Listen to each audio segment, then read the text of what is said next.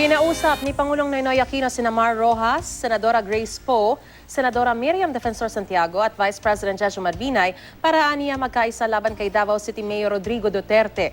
Ayon sa Pangulo, kayang talunin ng 70% ang 30% na rating ni Duterte sa survey kung magkakaisa ang iba pang mga kandidato. Sinabi ito ni Pangulong Aquino sa campaign rally para kay Rojas sa Baclaran kahapon.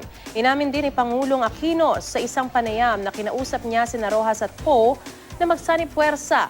Maaari raw makakuha ng 40% sina Rojas at Poe laban sa 30% ni Duterte. Wala pang pahayag ang kampo ni Duterte kaugnay dito.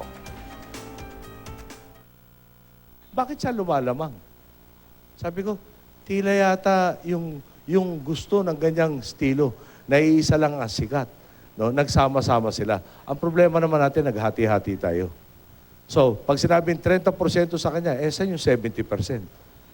O, 70, kaya talunin yung 30. Kung buo tayo.